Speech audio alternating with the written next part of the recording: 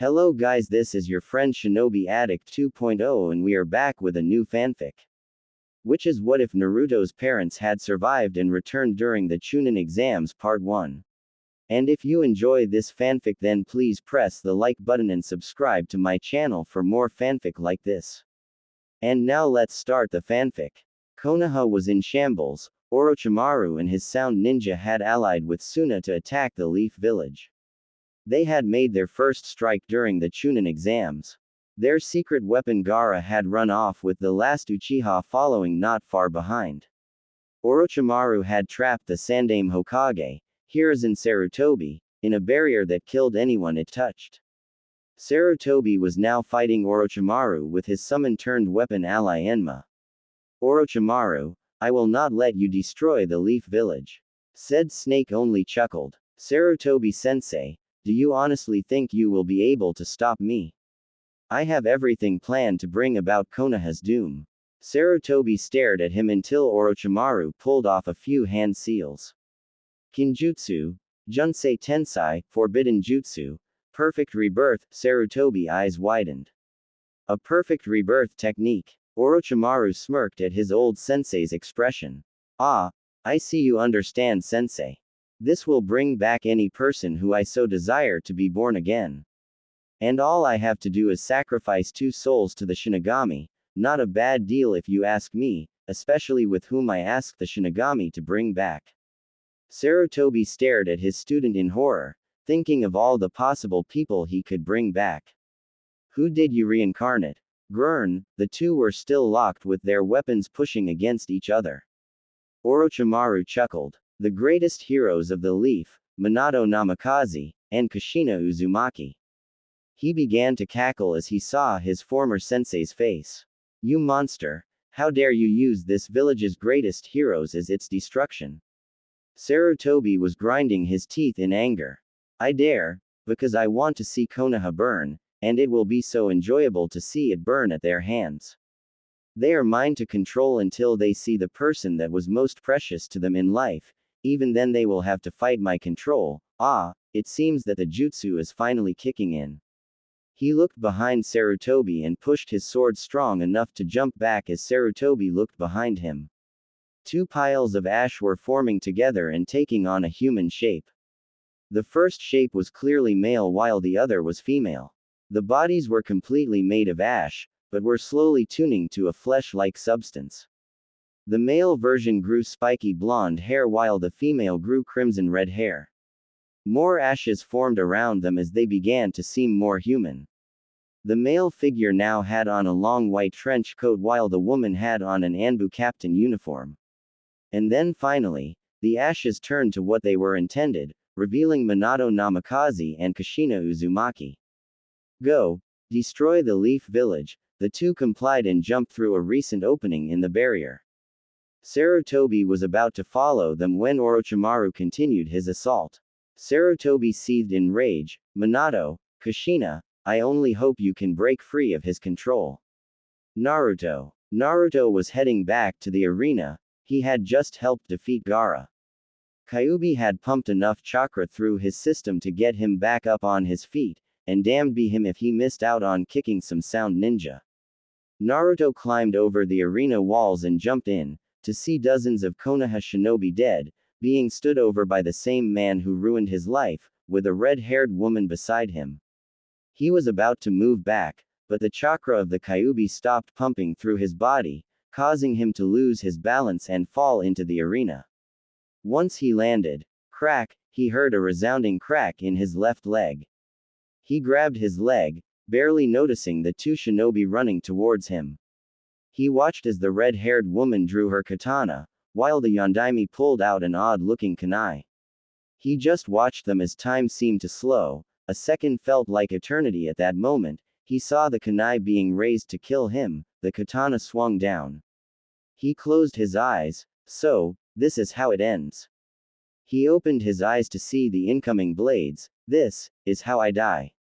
He closed his eyes, and awaited death's embrace. He didn't care he was about to die anymore, it would relieve him of the hell he was forced to live. He would never be called a demon again.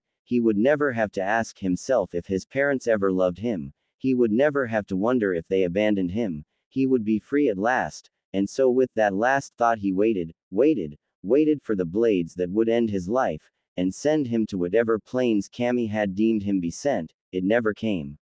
He opened his eyes to see that the katana was right at his throat, barely touching his skin, and the kunai was but an inch away from killing him. He saw the faces of the weapon's wielder, the Yondaime. Why did he look so much like him?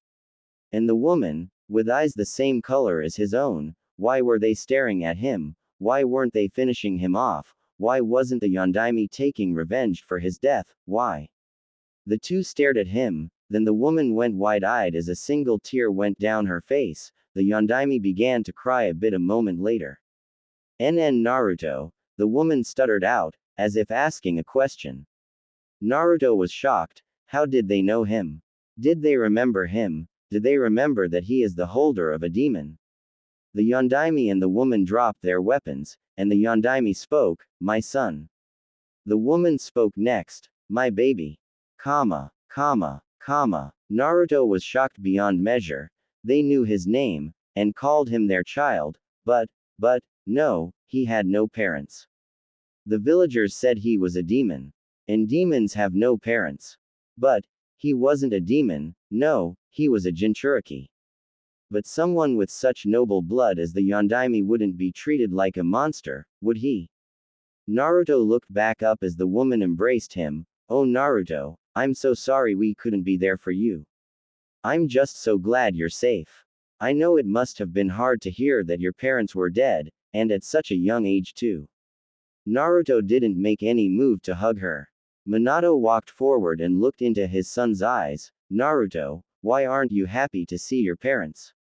Surely when Sarutobi told you about us you wished to see us again. Why are you so sad?" Minato just stared as Naruto began to mumble something out. Ogg knew, he knew my parents. They just stared at their son as he began trembling. Kushina tried to hug her son again but he jumped back and screamed, "No, my parents abandoned me." The two were shocked. Did he honestly think that? No child with blood as noble as the Yondaime would be treated like a monster. They went wide-eyed as he fell to his knees trembling. "Lies, lies, lies," he kept repeating the same thing. Minato was about to try to speak to Naruto. Boom! Minato and Kushina turned around to see a sound nin with about 12 more behind him scream, "Dai Kyuubi brat!" He threw a kunai he had in his hands at Naruto. Naruto watched as the kunai came. He would be free at last. No more lies, no more suffering. The kunai was 12 feet away from him. Clang! The kunai was sliced out of the air by Kushina. "Stay the fuck away from my son, you assholes." She ran forward with Minato following. Naruto stared as the woman cut down the first sound ninja. They called him son. Minato shoved a kunai into one of their heads. They protected him. Kushina sliced a sound ninja down the middle. But they had to be lying. Minato flashed behind another sound ninja and cut his throat, spraying blood everywhere. He wasn't supposed to be loved. Kushina and Minato stabbed through opposite sides of the same sound nin. He wasn't supposed. Minato kicked a ninja into the air as Kushina came down to slice him in half. To have a family, they cut down the last sound nin. It has to be a lie. Kushina and Minato ran to their son and grabbed his shoulders. Naruto, are you okay?" Naruto just stared at them muttering the same thing. "Lies, lies, lies." His eyes rolled into the back of his head as he fell over. "Naruto." Kushina grabbed him. "Minato-kun, we have to get him to the hospital." The two quickly scaled the wall and cut down any sound nin in their path to get their only child to the hospital. The next day, Kushina and Minato were waiting outside their son's hospital room. The doctors had asked that they wait until they could judge what his condition was. The two were seething in rage at what happened when they reached the hospital. Flashback. Minato slammed open the doors as Kushina followed him into the hospital lobby. They ran up to the desk as more and more people came in. All of them were shocked to see Minato was alive. Minato was at the lobby desk in under a minute of walking in. "I need a hospital room now." The receptionist looked at the Yondaime in glee. "Ah, Yondaime-sama, it's so good to see that you are alive. I would be glad to help you with any person who needs assistance. The receptionist smiled and Kushina walked forward. He needs medical attention immediately. She looked down at Naruto. When she looked up, she saw the sneer being directed towards her son. That demon. The only reason that this hospital has ever allowed him entrance before is because the Sandaime had Anbu enforcing it. I have no idea why they keep the monster alive, it's just a stain on our village. The receptionist was about to continue her rant when her collar was grabbed by Minato. Now you listen and you listen well, he is not a demon. So I suggest that you back off and get him a hospital room before I. His rant was cut off when a young woman came up to Kushina and grabbed Naruto. The woman glared at the receptionist. I thought I made it very clear last time we spoke, Haruno. If Naruto is ever to enter the hospital with an injury, you are to contact either me, or one of his doctors. This is the last straw, Haruno. I expect your uniform by the end of the day, you're fired. She brought Naruto through a black door on the other side of the lobby as she was followed by Minato and Kushina.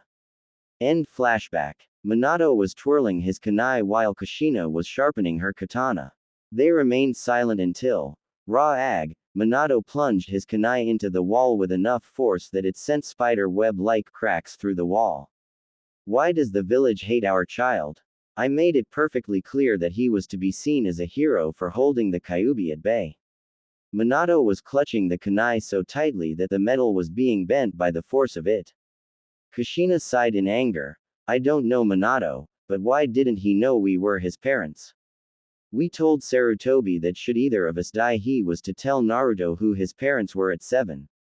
And wasn't Jiraiya supposed to take care of him? As a matter of fact, why has no one come to see Naruto? Shouldn't he have loads of friends? She would have continued her rant when she saw Sarutobi walking down the hall. Minato and Kushina walked up to the Sandaime and stopped right in front of him. We want answers, Sarutobi, and you will give us them.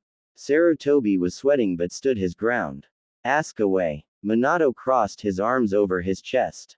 Did you tell Naruto we were his parents like we asked you? Sarutobi began to sweat. Well, it's a yes or no question, answer it. Sarutobi looked down. No. Minato glared at Sarutobi deeply. Why? Sarutobi sighed. I didn't feel he was ready to know at the time. Kushina grabbed him by his shirt. You had no right to say whether he was ready to know or not. We told you to tell him when he was 7. He is probably 12 years old now. You should have told him years ago, Sarutobi. Now for our next question, why does he have his own personal doctors and hospital room? Sarutobi sighed. Naruto has had several attempts on his life when he was admitted to the hospital by my own ninja and doctors. I had to set up a personal medical unit for him after the 7th attempt. Kushina flipped out. Your own shinobi tried to kill him.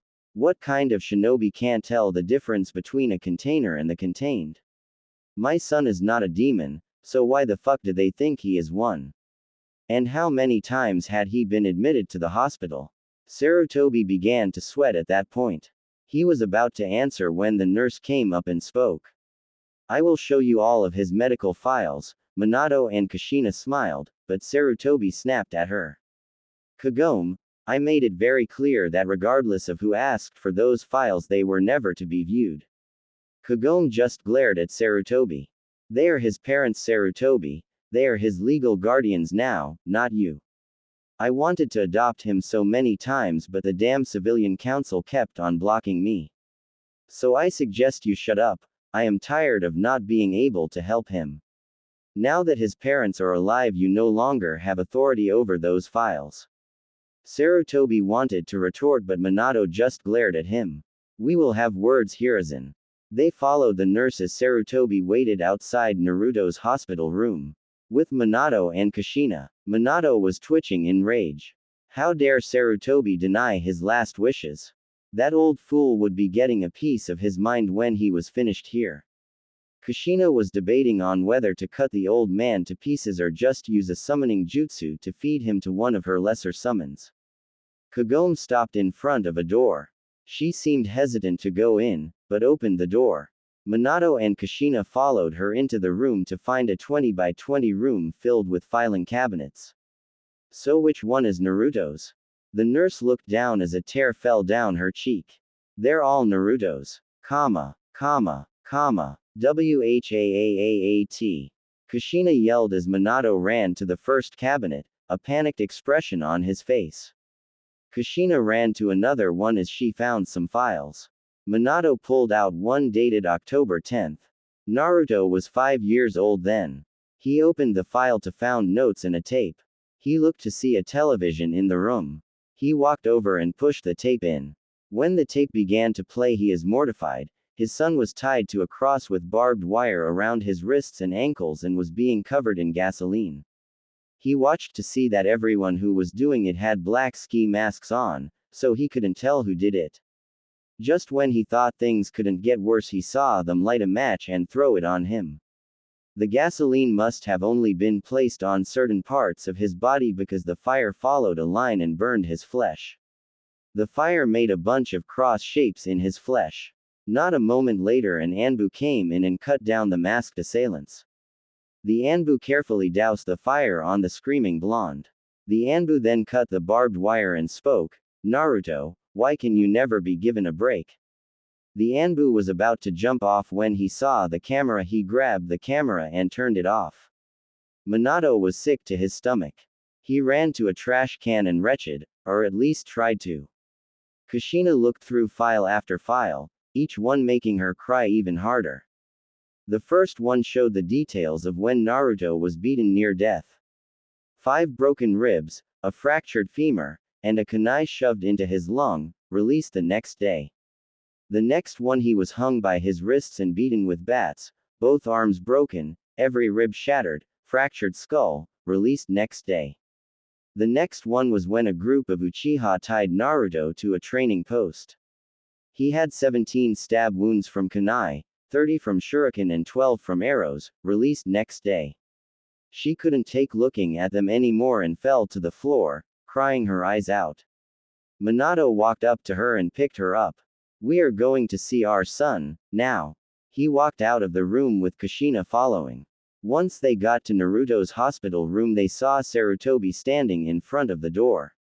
"Move, Sarutobi." Kushina was not in the mood for his bullshit. "Kushina, we need to wait for Naruto to heal.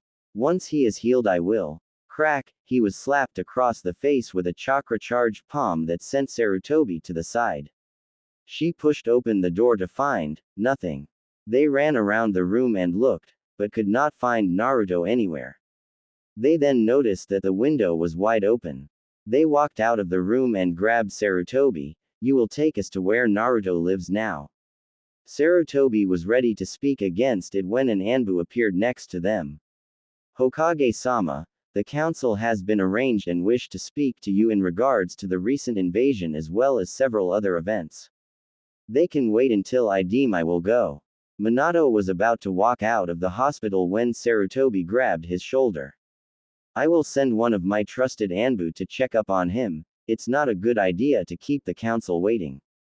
Minato slapped his hand away but complied. They then walked to the council chambers. Kushina and Minato were pissed. Minato Namikaze and Kushina Uzumaki were walking through the streets of Konoha. Each second was slowly grating on their already short nerves. Every conversation they heard was insulting their only child. "Hey, look, it's the Yondaime. Yeah, he must have come back for revenge. Ha, finally, now that demon brat will finally die. Soon the demon will be gone. Hope he has that thing publicly executed for its crimes towards Out Village." Kushina was gripping her katana like a vice as they grew closer to the Hokage Tower. They wanted to go see their child, but the fucking council was calling. Sarutobi had better hope nothing happens to their son.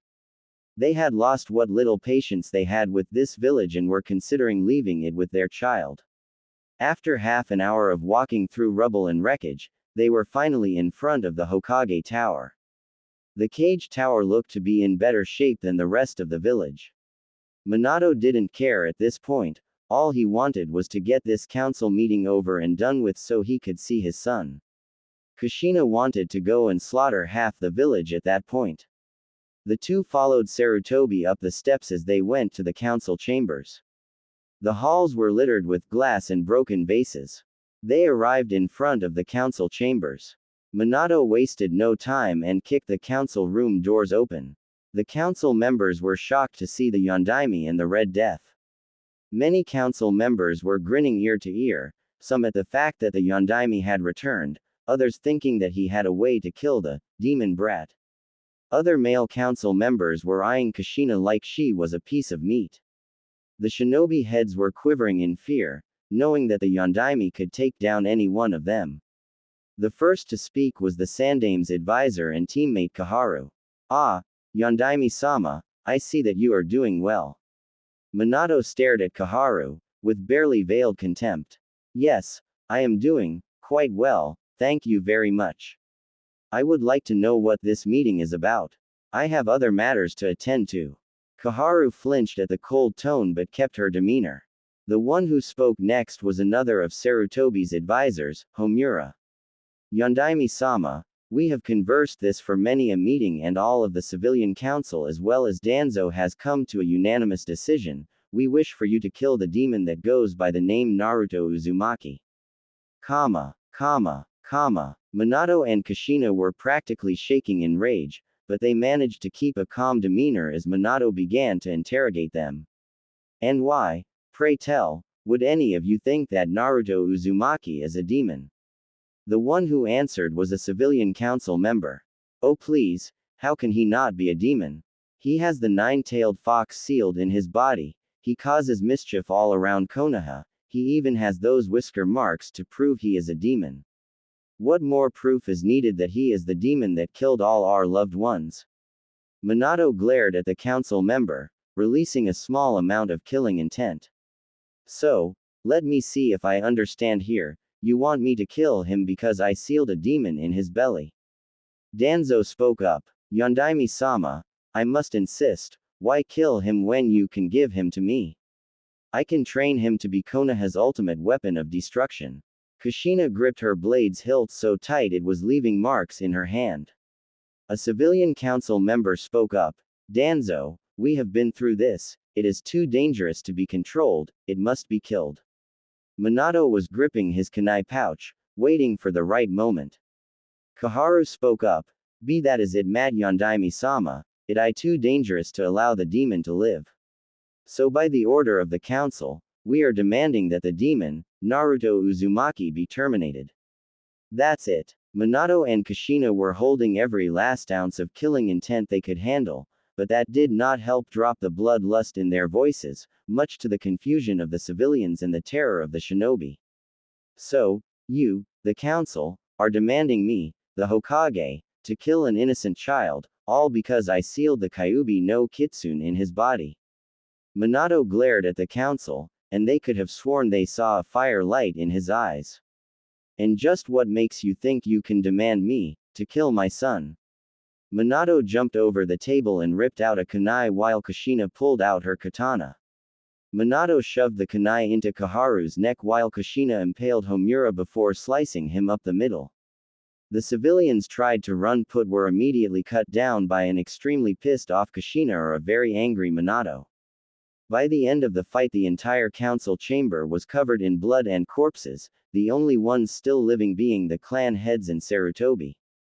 Kushina's katana was covered in blood, while Minato's fists were bleeding from the knuckles because of how many people he punched square in the mouth. Sarutobi was off to the side as he watched as they kicked the bodies out of their way as they walked over to him.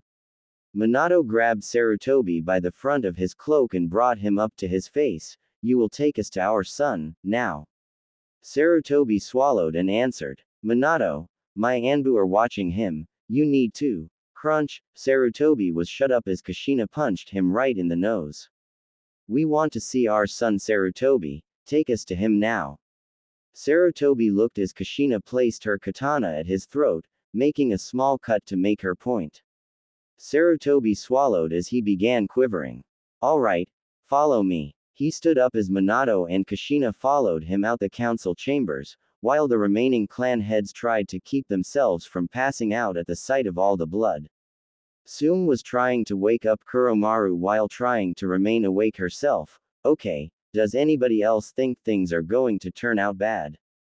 The one who spoke was Shikaku, who was trembling like a leaf. Honestly, Sume, do you even think it's necessary to ask that? Sume finally couldn't take it anymore and retched up her last meal. Inoichi looked away as Hiyashi spoke next. I can honestly say that this village shot itself in the foot. Everyone nodded while Choza raised his hand. What is it, Choza? Choza looked down ashamed. Can I go change my pants? Everyone went wide-eyed at that. They then noticed the smell in the air.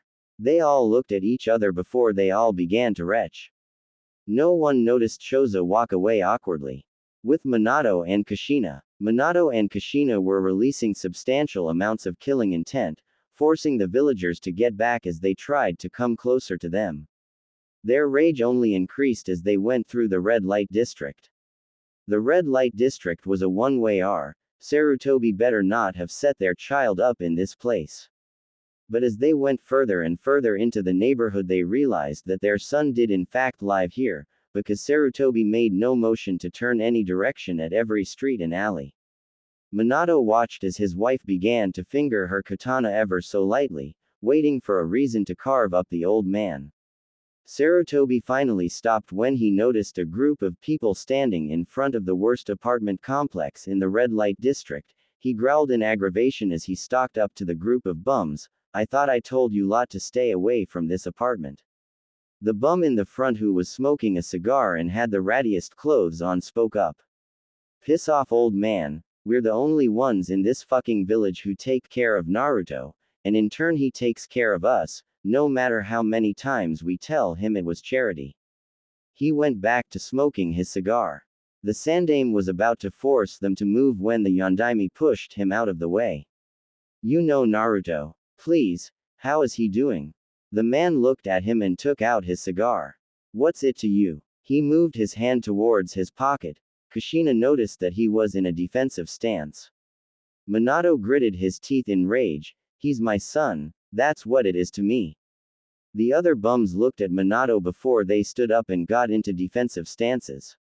Sarutobi snapped his fingers as 3 Anbu appeared. Anbu, arrest them. The Anbu were about to move forwards when they were immediately stopped by a dose of killing intent from Kushina. The Anbu immediately backed off, knowing that Kushina could easily kill them. Sarutobi looked towards Kushina. Kushina, these men live on the street, they have no sense of morals or justice, having them near Naruto will only hurt him. Kushina glared at Sarutobi. And having him near the villagers is so much better. Shut the fuck up, old man. I am not going to let your Anbu hurt these men when they have been taking care of my son. Kushina turned back to the bums to see they were still in defensive positions. Please, where is Naruto? Where is my baby? The bum in the back scoffed. Where is your baby? Where have you been all these years? If he really is your son, then why haven't you been taking care of him? Kushina began to tear up as Minato answered. We were dead. Orochimaru brought us both back to life to destroy the Leaf Village. We managed to break free of his control when we saw our son. Please, where is he? The lead bum simply sighed. He's upstairs. Loli is taking care of him. He had a nervous breakdown as soon as he got inside his apartment. You can go in, but make sure you don't hurt him. Loli would go nuts if anything were to happen to him. The bums stepped aside to let Minato and Kushina through, but immediately blocked the Sandaime from walking any further. Move. The bums didn't move. As your Hokage, I am ordering you to move. The Sandaime was shut up by a dose of killing intent as a black knife was placed at his throat by the lead bum. The bum glared at the Sandaime and said only a few words. Not this time. The bums surrounded Sarutobi and brought out a few knives. Their stances suggested they were retired shinobi. Sarutobi sighed and waited for Minato and Kushina to leave the building. Meanwhile, Minato was about ready to run outside and break Sarutobi's neck. The entire building was infested with roaches, the walls were crumbling. Hell, a few more years and the building would have collapsed on itself. They looked around until they found a door that was partially open and had demon written all over it. Kushina opened the door to find that the apartment was trashed. She looked around to see that there was a bit of blood on the floor.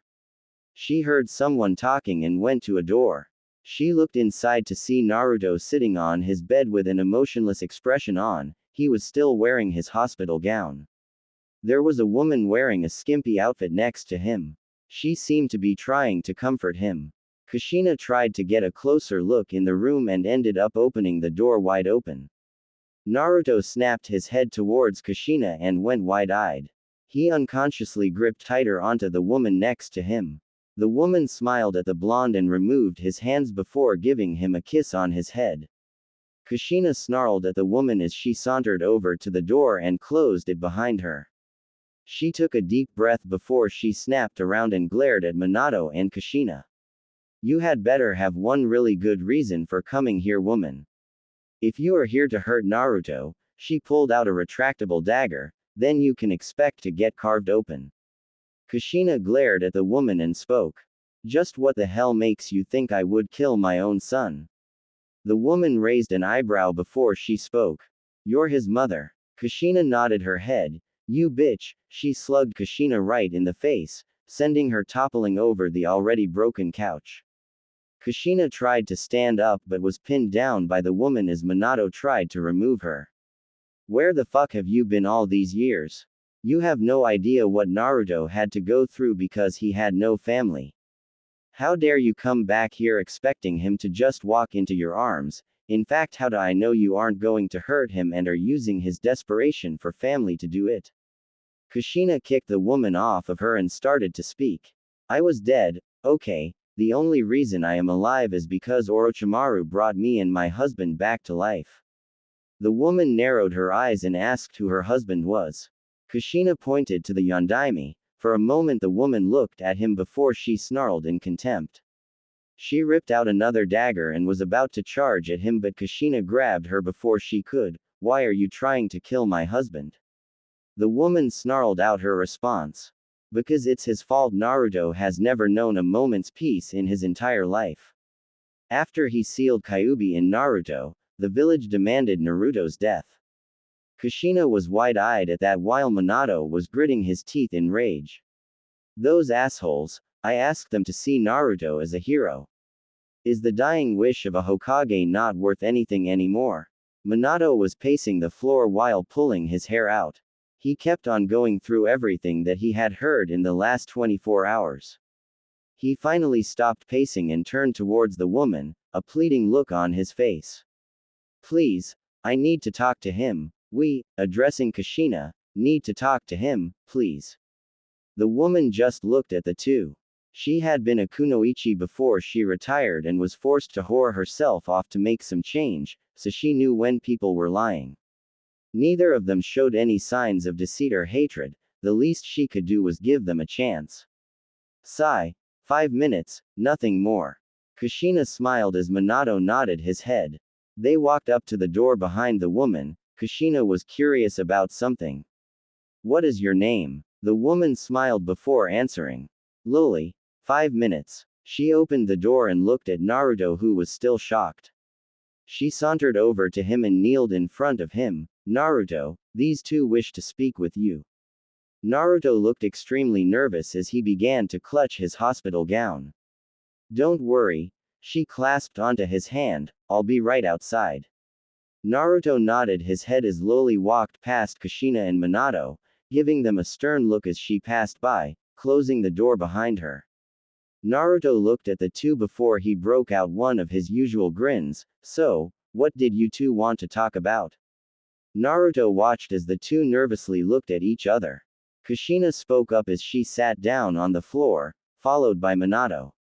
Naruto, I know that the Sandaime never told you, but we are your parents. Naruto grinned again and answered with a clearly strained demeanor. Look, I know that you two must hate me for the Kyuubi being sealed inside of me, but I think that you are going a little too far in trying to hurt me. My parents are either dead or abandoned me, so you can stop pretending. Naruto got up but stopped his walk towards the door as Minato spoke. We don't hate you, son. and we were dead. But a jutsu Orochimaru used managed to bring us back to life. We almost killed you, but when we saw you we broke free of Orochimaru's control. Please son, please. We truly are your parents. Naruto just looked at the Yondaime. Look, Yondaime-sama, I know that you must hate me for being the cause of your demise, and I understand fully if you hate me. But is it really necessary for you to pose as my parents just to make my life miserable? If you wanted to make my life miserable, you could just order your shinobi to beat me like the villagers do. I doubt they would mind. Kushina stood up so fast it made Naruto flinch. How can you say that? Naruto was about to reply, but he noticed tears in Kushina's eyes. We really are your parents, Naruto, please. Kushina walked over and got to eye level with Naruto. Naruto, please, I remember the joy I felt when I carried you in my womb. I remember the happiness your father showed on the day you were born. I remember when I held you in my arms for the first time. Please, Naruto, my baby, please believe us. Kushina was letting the tears fall just a bit faster. Naruto only looked at her for a second. I'm sorry, miss, but I don't believe you. Please, just leave. Naruto walked over to his bed and sat down. Kushina was about to walk over to him when the door opened to show Loli. I'm sorry, but your time is up. Please come out here. Kushina turned to her son. She dried her eyes for a moment as she followed Minato out the door. Loli closed the door as she escorted them both to leave Naruto's apartment. Before she closed the door, Loli turned towards Minato and Kushina. Look, I don't know if you two really are his parents or not, but for now it would probably be best if you left him alone. I'm sorry. Loli closed the door as gently as she could. Kushina turned towards Minato. Before Minato could even move, Kushina slammed her face into his chest and began crying more than she had ever cried before. Minato wrapped his arms around his wife as he let a few tears fall. Minato glared at his village through the open window in the apartment complex. Damn you, Konoha, damn you. He let his tears fall as he and his wife slumped to the floor. Minato glared at the ground. There are a few people I wish to speak to, starting with you, Jiraiya-sensei. The next day, Minato had ordered a few med nin Anbu bring Naruto to the hospital to make sure his injuries recovered properly.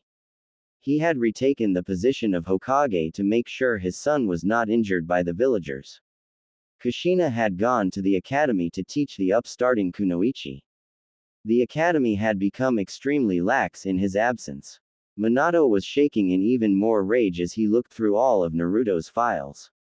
There were times he didn't show up for class to arrive the next day with broken bones. There were times he showed up to be beaten by one of the many instructors. He was going to have a serious talk with the instructors. Minato was currently waiting to speak with several people. All of them had a connection with his son, and it would help him decide whether or not he would continue being Hokage, or find a successor and protect his son. He looked at the ones who he would be speaking to. Jiraiya the Gamma Sennin, his sensei, and Naruto's godfather. According to the Sandaime, Jiraiya didn't even meet his son until 3 days after the preliminaries of the Chunin exams, and he had come to the village on a monthly basis to give reports to the Sandaime, and not one of those times did he bother to check on his son. Kakashi Hatake, his own student and Naruto's sensei, has shown blatant favoritism for the last Uchiha. He has not taught Naruto anything while he teaches both Sasuke and Sakura. He even set Naruto up with a sensei that could never teach him anything while he went off and trained the Uchiha, when he knew that Naruto needed the most help in terms of training. Iruka Umino, Naruto's sensei in the academy and surprisingly the only one of the academy instructors who even tried to teach Naruto. He had even risked his life to save Naruto when another academy instructor tried to kill him. He definitely had to give props to this guy. Minato looked at the clock. He had asked his wife to bring in Iruka Umino so he could speak with him at noon. It was a few minutes of noon. If he knew his wife, she would either be directly on time or a little bit early. He was about to go back to reading the files on them when he heard knocking at his door. He looked up. Enter. The door opened to reveal his wife with Iruka Umino. Ah, Kushi-chan, I see you brought in Aruka-san as I asked. Kushina blushed as she nodded. Yes dear, Aruka-san had no current meetings so he was able to come speak with you as you asked. She smiled towards Aruka as she left to return to the academy. Aruka entered the Hokage office and immediately went into a line of respect. Yondaime-sama, I am honored that you requested me here and Aruka stopped when Minato began chuckling. It's alright Aruka. You are one of the few who can get away with being yourself around me, but where are my manners? Just call me Minato, have a seat, there are things I wish to discuss with you. Aruka sat down, shocked that the greatest legend of all time didn't care about formalities. What did you wish to speak about Minato? Minato immediately got a slightly forlorn expression on his face. I wish to speak to you in regards to Naruto Uzumaki, my son. Aruka was shocked beyond belief. His student, Naruto Uzumaki, was the son of the Yondaime. But if Naruto was the son of the Yondaime, then that meant he must be the son of Kushina Uzumaki, and that meant. Aruka got on his knees and clasped his hands together. Yondaime-sama, I know that at one point I hated him because of the Kyuubi. But I swear on my family name that I no longer see Naruto for. Whoa there Aruka, I never said that you think Naruto is Kyuubi. In fact I never even asked you here to answer any of those questions. Aruka seemed relieved as he stood back up and sat back in the chair. Then what did you want to speak to me about, Minato? Minato had a forlorn expression on his face at that point. I want you to tell me about my son. How was his experience in the academy? Was he a good kid? Did anybody ever look out for him? Aruka had a thoughtful expression on his face. Honestly Minato, that is a hard question to answer. But I will see what I can do. Aruka sighed before he started speaking. His experience in the academy, worse than any other kid. On the first day he was sent to the principal's office where he was paddled for speaking out of turn, when all he was doing was answering a question correctly. Aruka cringed as Minato began gripping the side of his desk. The principal was fired for child abuse, the newer principal was a little better, but not by much. He constantly gave Naruto punishments such as cleaning all the blackboards, mopping the hallways, even cleaning the bathrooms, all for the most minor things like bumping into a student, defending himself when other students attacked him, answering questions correctly. Minato was gripping his desk so hard it was beginning to crack. Anything else Aruka? Minato was losing what little patience he had at that point. Well, as far as I can remember, Naruto started the academy 2 years earlier than anyone else. I started teaching him after his 4th year in the academy. By the end of his first year I no longer saw him as the Kyuubi. Aruka looked down at that point, but by then the damage had already been done. He longer tried to excel in class, thinking he would get punished. He goofed off to get the most minor amount of attention, no matter how many times kids laughed at him for it. I tried for the 3 years he was in my class to show him that he could excel if he wanted to, that if he applied himself he wouldn't be hurt or punished, but he didn't trust me, or anyone else. He began trusting me near the end of his second failed attempt at the graduation exam, but by then there was no way I could help him improve. He had completely foregone training, he goofed off all the time, it was painful to see that he had fallen so far. Minato stopped gripping the table as a few tears fell from his face. Aruka, was Naruto a good kid? Aruka sighed at that point. Naruto had to be the kindest soul in all of Konoha. He endured teachers beating him in front of the class, the kids' hateful glares that they inherited from their parents' hate, in all of it he smiled. I knew it was fake though, I have never seen a kid so young put up a front so strong. No one knew that he was in pain, and those that did know, well, he refused to take help from any of them. He absolutely hated pushing his problems on others, but all in all, there wasn't a better kid in all of Konoha, at least none that I know of. Minato smiled at that. That's good to know Aruka, so tell me, did anybody look out for him? Aruka was downcast at that point. Minato, in the entire academy I was the only person who looked out for him. But in the entire village there were 3 people who were openly helping him, including me. Minato snarled at that fact. The only 2 people to look out for him were Tsuki and Ayame Ichiraku. Besides those 2, the only people who looked out for him were on Sandaime-sama's orders, and even then they did a terrible job.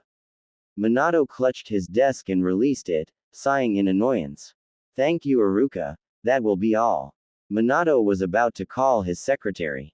Minato looked towards Iruka. I know I am not the only one who you will be speaking to, so can I ask you why you spoke to me first? Minato smiled at Iruka. I spoke to you first because of the following reasons. 1. You were the easiest to find, and 2. You have shown the most respect towards my son, so I just wanted to thank you. Minato opened a drawer. I want you to keep this. Iruka took what it was Minato was giving to him. It was a tri-pronged kunai. If you ever need my assistance, use that, and depending on what situation it is, I will come to you or you will come to me. Iruka was shocked by this turn of events. Minato, thank you. Minato began to chuckle.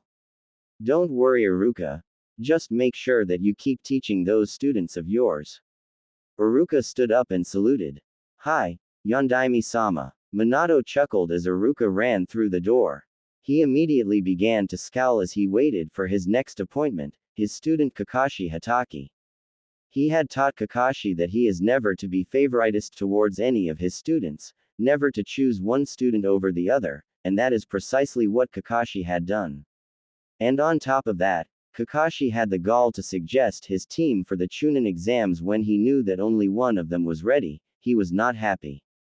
Minato was waiting for half an hour when he lost his patience. Anbu. 4 Anbu members immediately shunshined into the room. Bring me Kakashi Hatake, now. The Anbu immediately shunshined out to find the lazy Cyclops. 10 minutes later they reappeared in the office with a struggling Kakashi. Hey guys, seriously. I was going to see Minato-sensei as soon as I finished paying my respects to Obito. The Anbu threw Kakashi to the ground where they shunshined out of the room. Kakashi turned his head to Minato where he did his usual eye smile. Oh hi sensei, how are you? Kakashi brought out his orange book and flipped it to his most recent page. Thwack. Kakashi was shocked as a kunai went right through his book and attached it to the wall. He slowly looked up to see that Minato was extremely pissed. If you ever read that book in front of me again, Kakashi, I will personally cut off the very thing that makes you a man, am I clear? Kakashi nodded in fear but kept sending sad glances at his book. Sit down Kakashi, now. Kakashi practically ran to the seat when Minato released a substantial amount of killing intent. I have a few questions that I need answered, and you will answer them, am I clear? Kakashi nodded his head. Now the questions are, who is on your genin team, what skills have you taught them, and why? Any questions after your explanation will be answered regardless of personal preference. Now. Kakashi shivered as Minato slowly dropped the killing intent. My genin team consists of the Rookie of the Year Sasuke Uchiha, last of the Uchiha clan, the Kunoichi of the Year Sakura Haruno, and the dead last Naruto Uzumaki. Kakashi was shivering. Why was his sensei angry with him? Minato nodded. Now, tell me what you have taught the team as a whole, and don't even think about lying to me. Because I went to great measures to set up several lie detecting seals in this room, now talk Kakashi. Kakashi was sweating at that point, he was so afraid of his sensei. As a team I taught them teamwork exercises and tree walking. Minato looked at Kakashi with a raised eyebrow. That's it? That's all you taught new genins who had just graduated from the academy, that you sent right into the Chunin exams when there is a severely high chance of them getting killed? Kakashi slowly nodded his head as the killing intent increased. I find that interesting that you did not teach the team properly, when I made it very clear when I was your sensei that favoritism will not be tolerated. Kakashi was confused by Minato's statement. Sensei, the killing intent in the room skyrocketed at that point. You will refer to me as Yondaime-sama until I see fit Kakashi. Now what was it you were saying? Kakashi took deep breaths before he answered. Yondaime-sama, I have not shown favoritism in my squad, I assure you. Minato glared at Kakashi at that point. Oh really? Allow me to read through your training reports on your genin. Minato pulled out a few files, each with the name of separate genin on it. Ah, here we are, Sasuke Uchiha, last of the Uchiha clan. Shall we look to see what you, lack of favoritism, has taught him? I do believe we shall. Minato opened the folder and began skimming through the various documents to find the list of skills taught. Ah, here we are, list of jutsus, Kaden, Ruka no Jutsu, Raiden, Nagashi, and what do we have here, Chidori? A jutsu that we both agreed was a dangerous assassination jutsu, taught to a genin. Kakashi flinched in fear. That only covers ninjutsu. Now how about we look at the genjutsu? Minato looked at the file. Megan, Narakumi no Jutsu, Megan, Kokoni Arazu no Jutsu, and it also seems you have just started teaching him Megan, Kyo Tenchi Ten. Minato glared at Kakashi, scrunching up the folder as he spoke. And last but certainly not least, Taijutsu and Chakra Control. He looked at the paper. For Chakra Control you have taught him water walking, leaf balancing, and basic kunai balancing. Now Taijutsu, I see that you have taught him Goken, the standard Hataki style of fighting, and some basics in the Uchiha style of Taijutsu. Minato set the folder down. Now with the Hataki style of fighting I can't do anything, since as the only remaining member of the Hataki family, you have absolute say who you teach it to. And the Uchiha style of fighting rightfully belongs to Sasuke. However, the Goken is a dojo style of taijutsu, and from what I can see from your reports, you only acquired this style of fighting through copying the taijutsu style and then teaching it to the Uchiha. Dojo techniques are never, and I mean never, to be taught outside of the dojo. I am surprised that Meta Guy has not pressed charges for stealing techniques from a dojo and then teaching them to someone who is not part of the dojo. Kakashi was sweating like a pig at this point. Yondaime-sama, you have to understand that Sasuke was fighting against a strong opponent and he needed those techniques just to survive. Minato slammed his fist down into the desk, forcing it to crack. And your other student did not. How can you tell me that Naruto Uzumaki, the dead last of the year, going against last year's rookie of the year, who had no problem trying to kill his own family, could possibly survive that fight without Kyuubi's chakra, with such mediocre skills? Kakashi was shivering in fear. His sensei was making anything Tsunade released as killing intent look like a slap on the wrist. I figured he would be able to use Kyuubi's chakra. Besides, there's no way he could have won in the first place. He has no skills as a shinobi whatsoever. The killing intent skyrocketed. No skills as a shinobi? Exclamation mark. I hardly say that someone who has managed to evade Anbu, break into the Hokage vault, steal the Forbidden Scroll, learn an A-rank Kinjutsu in a couple of hours, and develop unique battle strategies at the last second has no skills as a shinobi. Kakashi. Did you even bother to teach him anything? Oh wait, I will answer that by listing what you have taught him. Minato pulled out a file on Naruto and began flipping through the pages. He finally stopped at his training list. In the 6 months you have been Naruto's sensei, you have taught him tree walking, and nothing else.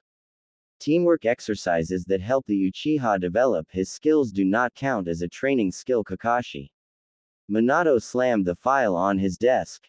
According to the Sandame's reports, you practically demanded he be put on your team along with the Uchiha. Yet in the entire time that you have been his sensei, you have taught him absolutely nothing.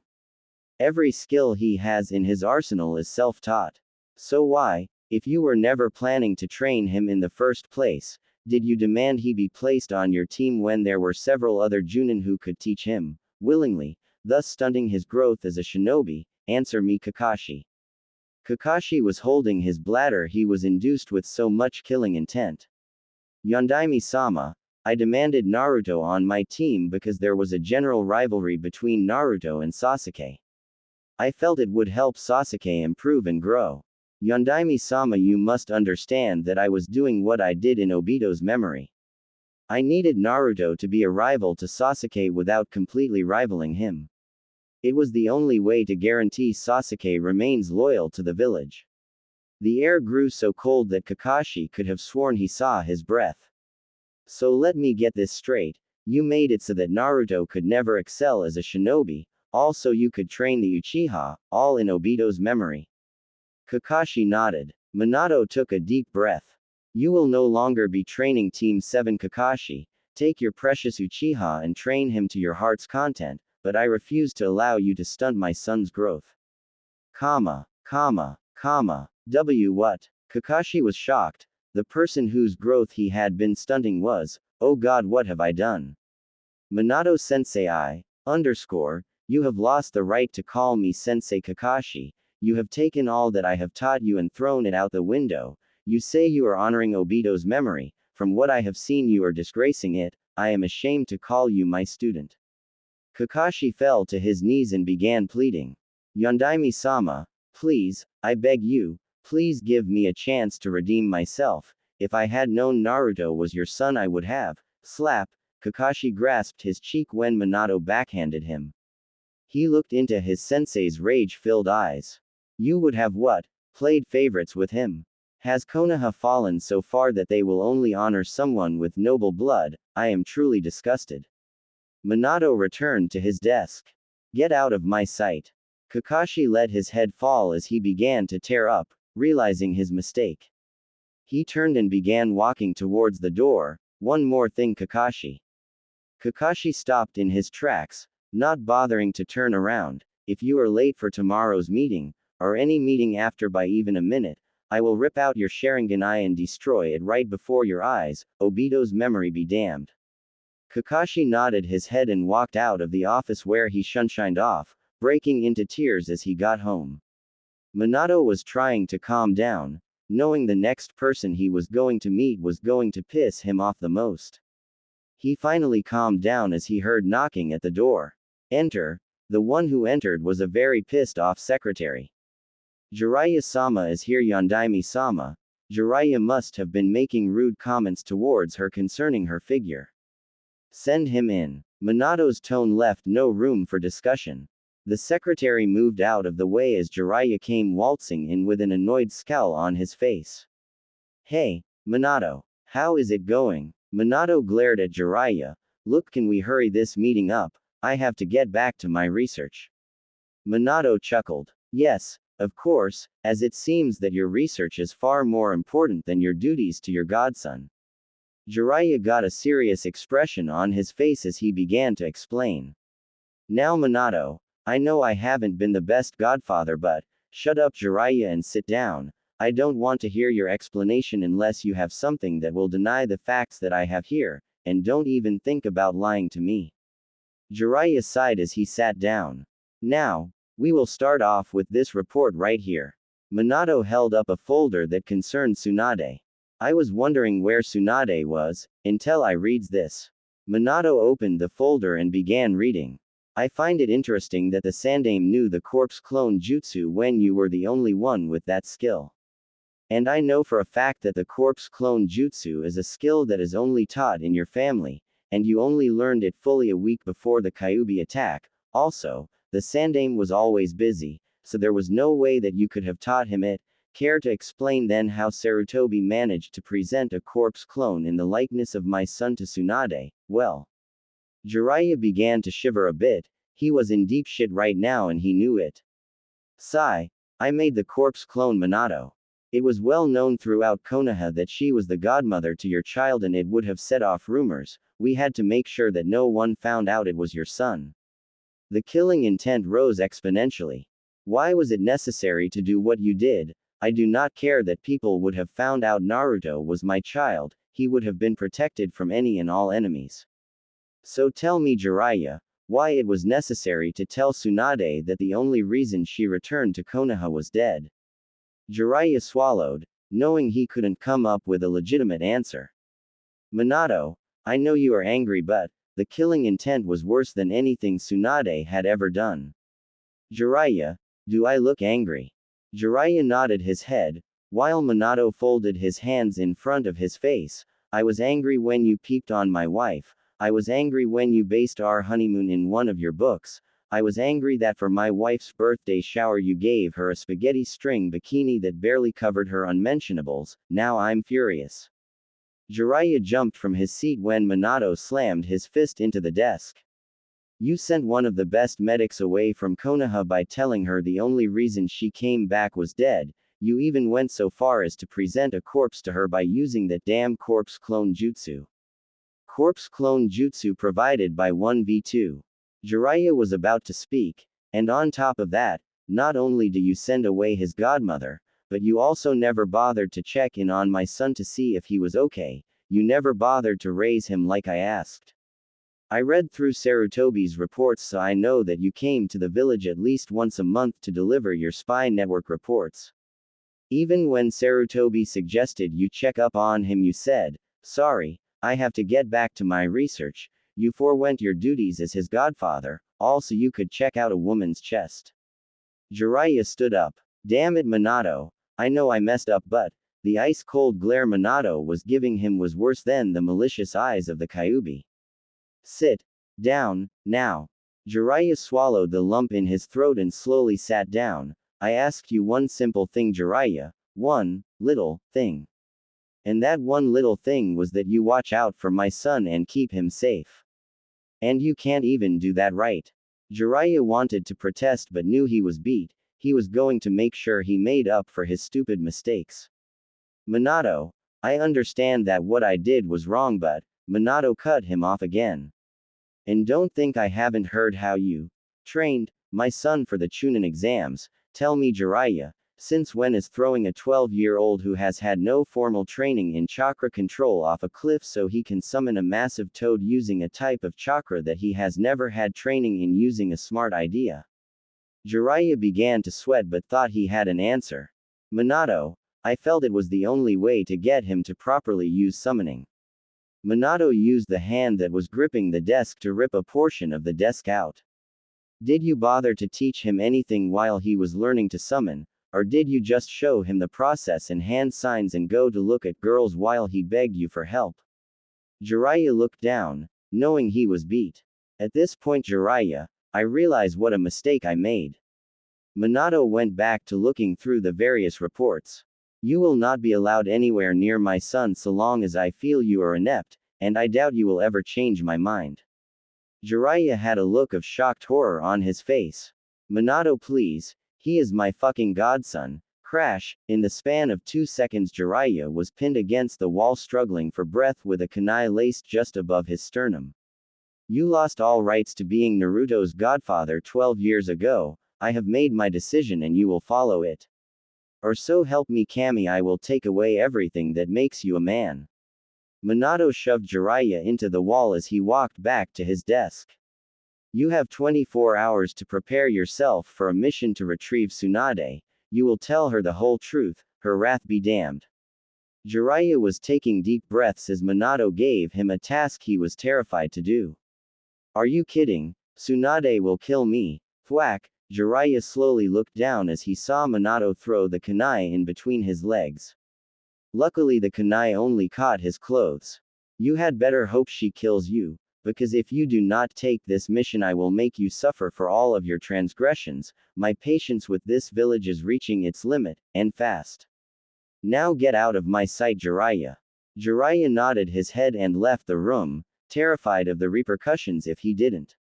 Once Jiraiya left the room, Minato lost it. AAA AG. He charged up 2 Rasengans and smashed the library in the office to bits. He then proceeded to release a chakra pulse that shattered the windows. He grabbed the desk that was already damaged beyond repair and threw it out the window, barely missing a few coming Chunin. After Minato released his pent-up rage, he broke down and began to cry. He was so ashamed of his village. They had ignored his last wish. They had abused his son, and because of it he didn't even believe they were his parents. He would fix that. Minato stood up with puffy eyes that held massive determination. It's time this village learned who they have been abusing. Minato went to his office door and kicked it open, not caring that his secretary was staring at him in terror. Next day, Junin meeting. Minato was staring at the 3 rookie Junin, Kurenai Yuhi, Asuma Sarutobi, and Kakashi Hatake.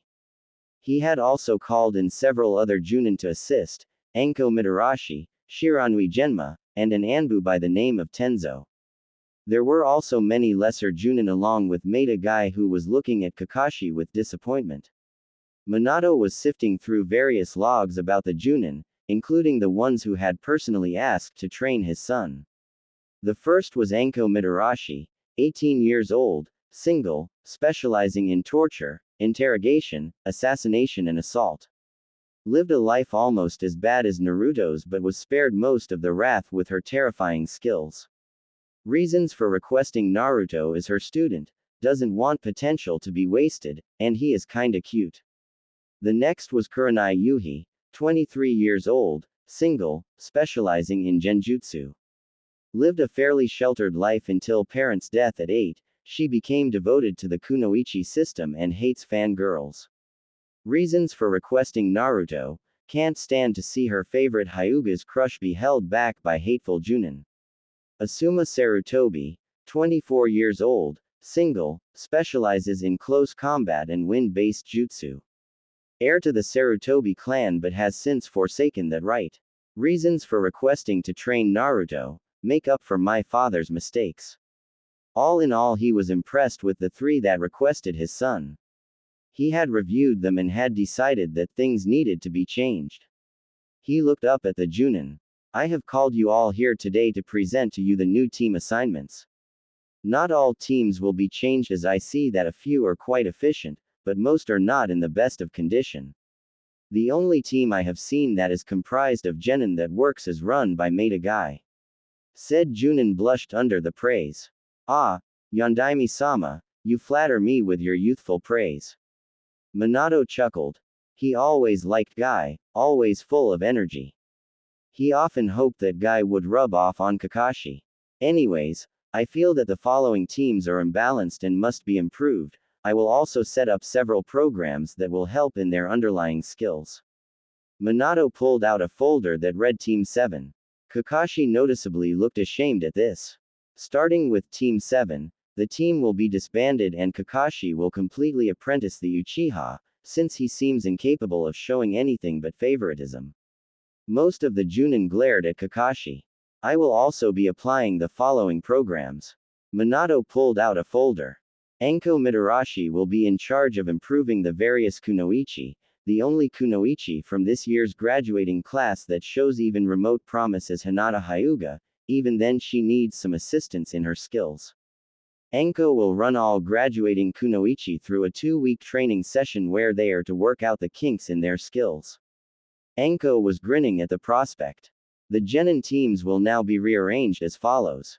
Minato pulled up a sheet. Under Asuma Sarutobi, Shikamaru Nara, Choji Akamichi, and Shino Aburame. Under Tenzo, Kiba Inuzuka, Ino Yamanaka, and Sakura Haruno. And under Kurenai Yuhi, Hinata Hyuga, and Naruto Uzumaki Namikaze.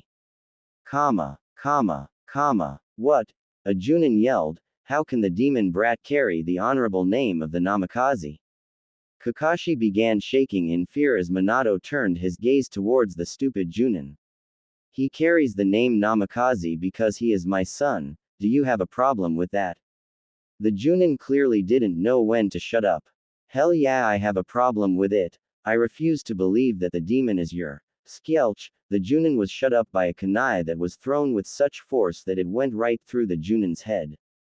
Everyone turned their heads to see that the one who threw the kunai was an extremely pissed off Kushina. She pulled out 3 kunai in between each finger and brought them up to her face. Anyone else wish to insult my son? Everyone shook their heads as Kushina immediately broke out in a grin. Good. She put away her kunais and sauntered up to her husband and sat on his desk. Minato chuckled at his wife as he called in the Anbu to remove the body. They complied, reluctantly of course. Minato was about to continue talking when Shiranui Genma spoke. Yondaime-sama, does Naruto know you are his father? Kushina and Minato were downcast at that. Genma was confused until Minato spoke. We told him we were his parents, but he doesn't believe us. Years of this village's hate, scorn, and torment have worn away any and all hopes of ever having a loving family. Genma looked down at that, knowing that Naruto's life was terrible.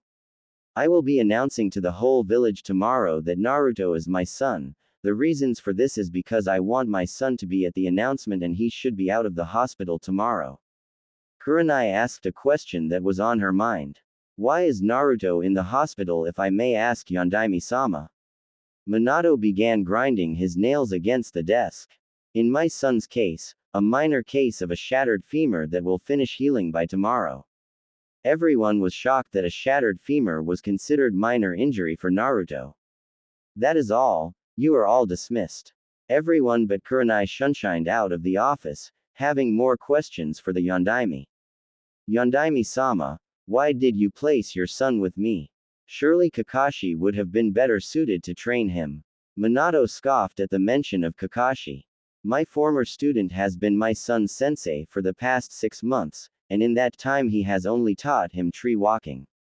No Kurenai, I chose you because unlike other senseis you will not show favoritism.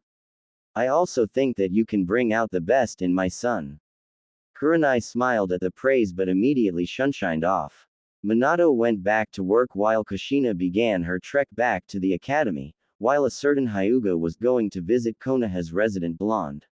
Hinata Hyuga was just entering the hospital. She had come a few hours before with her father to try and speak with Naruto. Flashback. Hinata and her father were walking towards the hospital, both for the exact same reason, one Naruto Uzumaki. Hiyashi wanted to thank the blonde for knocking some sense into Neji and giving him his nephew back. Hinata wanted to make sure that Naruto was okay. Once the Hyuga clan found out about Naruto's injury, most of them actually showed concern. Except for the elders, they honestly didn't care either way, but they did show gratitude towards Naruto. Not only for getting Neji out of his slump, but for giving Hinata a backbone. Hiyashi and Hinata had arrived at the hospital to find that the usual person at the front desk was not there. Hiyashi scoffed at the memory of the woman, he always hated that woman for doing what she did to the young blonde. He walked up to the desk with a calm demeanor and spoke, I wish to know the room number of Naruto Uzumaki. The woman at the desk looked up and gave her reply. Yondaime-sama has ordered that no one enter his room. You will need the Hokage's signature to meet with him, do you have it? Hiyashi shook his head, then I cannot give you the room number. The woman went back to reading the documents as Hiyashi tried to reason with the woman. Please, I need to speak with him, it is urgent. The woman looked at Hiyashi. Get the Hokage's signature, but I would wait a few days. He currently isn't in the best of moods. She went back to her paperwork as Hiyashi turned around to head to the Hokage Tower, hoping his resurrected friend was in a good mood. Hiyashi did not notice his daughter run behind a tree where she was plotting a break-in. End flashback. Hinata had left her father as he went to the Hokage Tower. She had made a plan very quickly to see her Naruto-kun. Now all she had to do was start. Hinata walked into the lobby with a baked good. There was a note on the food that said, to the doctors of the Konoha Hospital. She walked up to the desk, Anyo, excuse me. The receptionist turned her head towards Hinata, I brought a baked good for the staff. The woman behind the desk smiled. Oh how thoughtful, may I? Hinata nodded as the woman reached for a bit of the food. She took a single bite and smiled. She then began to sway as she fell to the ground. Hinata looked at her in pity as she turned the note on the food around, do not eat. She then ran behind the desk and looked through the various names until she found Naruto's. He was in room 213 on the west wing. She smiled as she ran to the room. She went through the entire west wing until she found the door she was looking for. She carefully activated her Byakugan and looked around to make sure there were no guards. She noticed that there were 2 guards stationed on the ledge above Naruto's window, sleeping. Hinata sighed at the Anbu members' clear lack of motivation to actually do their job, not that she would say this out loud.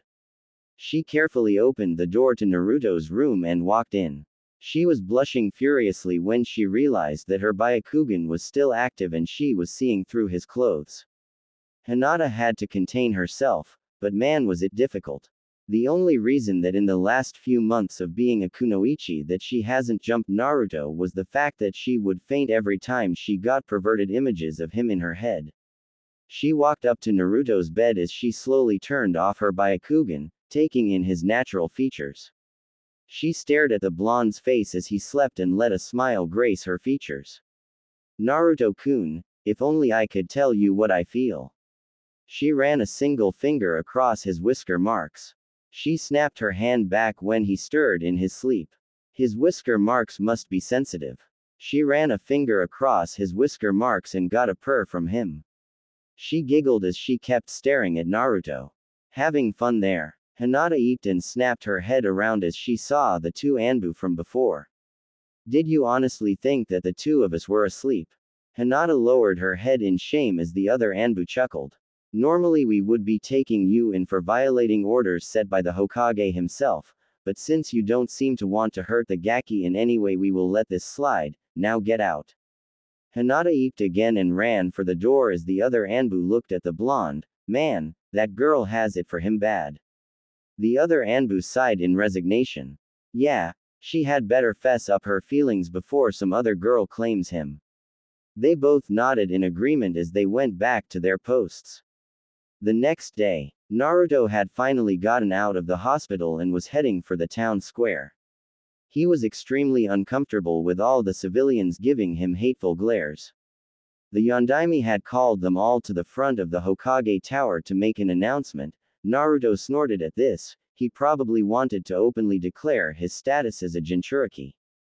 Not that he really cared anymore. So long as he got strong enough to become Hokage and gain some acknowledgement, he did not care.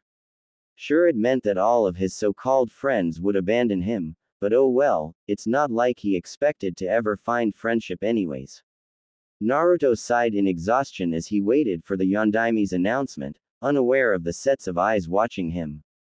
The Hyuga, Hiashi and the elders were looking at the blonde, discussing their opinions of him.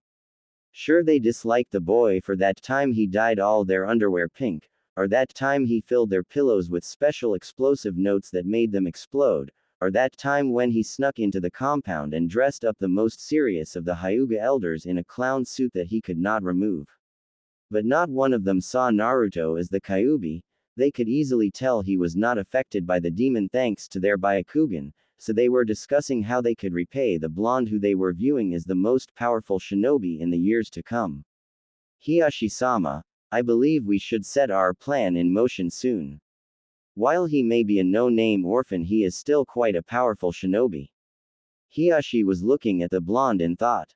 Yes, and on top of that he has managed to do the two things we have been trying to do for years, get Neji out of his mightier-than-thou routine and break our heiress from her shell.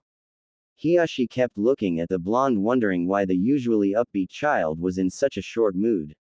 He was not as energetic as he usually was. We will discuss this after the Yondaime's announcement, agreed. The elders nodded their heads and looked back to the Hokage Tower for the coming announcement.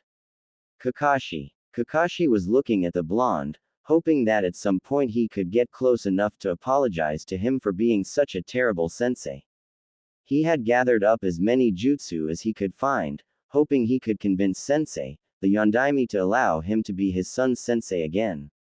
Kakashi turned his head back to the Hokage Tower, trying to hold in his tears at failing his team, again. With Sasuke was gritting his teeth at the blonde, wondering how he could possibly have been surpassed by the blonde. That dope's power should be mine, oh well. I just have to be patient. Then I will go to the Yondaime and demand he train me, then I can kill him. Sasuke turned his head to the tower, smirking at his plan. In the Hokage's office, Minato and Kushina were looking through the crystal ball at Naruto. They hoped that their plan would make their son realize that he truly is their son. How they wished they could make up for the pain he was forced to endure, how they wished that he would believe them. Minato looked at the clock. It's time. Kushina looked and nodded her head as she walked towards the door. The two used Minato's Hiraishin to get to the top of the Hokage Tower. General Pav, the villagers, shinobi, and various merchants were at the front of the Hokage Tower as they saw the flash of light that indicated that the Yondaime had arrived. The entire crowd cheered for the Yondaime's arrival, many of them thinking he would have the demon executed. The shinobi cheered at the Yondaime's arrival as he walked up to the stand with the Red Death in tow. Minato glared at the populace. They meet me with love, yet my son is met with scorn. Kushina glared at the populace, but her eyes softened when she saw her son. He was looking at them, as if he did not really care. She sighed, hoping this would work. Minato stepped up to the podium and spoke, "People of Konoha. As you can see, I have returned from the dead. When Orochimaru invaded the village, he brought me and my wife back from the dead with a forbidden jutsu. Most would be pleased to be brought back to life, while I am pleased to be alive again. It is for reasons that are far different from what you would think."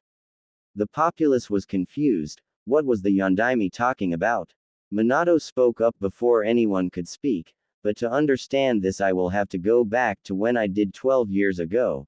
The village of Konoha was attacked by the most powerful of the Biju, the Kyuubi no Kitsune. You were told that the demon was killed. But even I, the greatest seal master, could not kill the demon, so I did the next best thing. I sealed the nine-tailed fox away in the body of a newborn that has lived amongst you since then. Naruto began nervously looking around as shinobi were looking at him in contempt. Civilians were pulling out knives. Naruto sighed. So that's why he set up this announcement. He wants the pleasure of seeing me get killed. Oh well, not like the bastards haven't tried to kill me before. Naruto watched as the populace began to edge closer to him. But after what I have seen, I should have just let this damn village burn. The crowd was shocked at this statement. What was the Yondaime talking about? A civilian managed to shout loud enough for the Yondaime to hear. What are you talking about, Yondaime-sama? What have we done to deserve such a fate? The civilian was shut up by a dosage of killing intent from the Yondaime, who spoke with clear aggression. You deserve such a fate for how you treated my legacy, that's why. The civilians were confused, the shinobi were curious, but the ones who knew what the Yondaime meant were looking down in shame. What legacy? How have we treated you legacy to make you think we deserve death? In fact, why do you not tell us who your legacy is so we may properly honor him, then we can kill the demon that took your life? That was the last straw. Minato and Kushina released as much killing intent as they could. You disgust me. What the hell was I thinking when I took the title of Hokage? Do you all mean to tell me that none of you noticed that my son was right in front of all of you, and throughout all these years you have abused him? How can you all be so blind?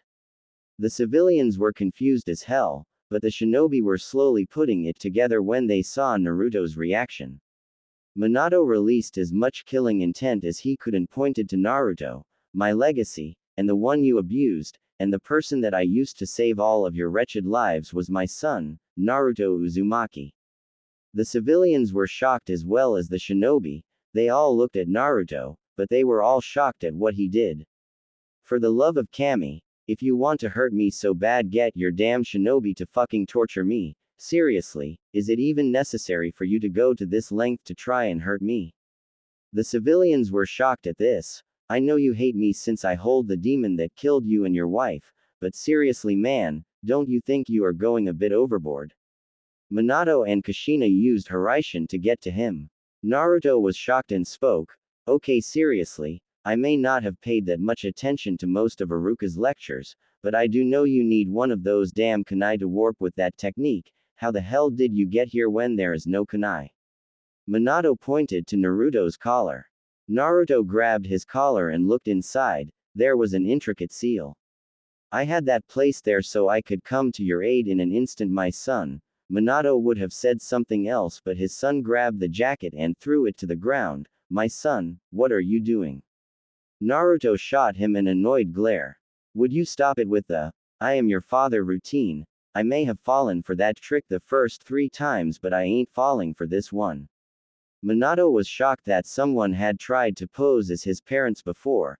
I stopped falling for those damn routines after the 3rd one when the person who was my mother slipped a lethal poison in my dinner and threw me into a fucking river. Minato got on his knees and began crying as he grasped onto his son's shoulders.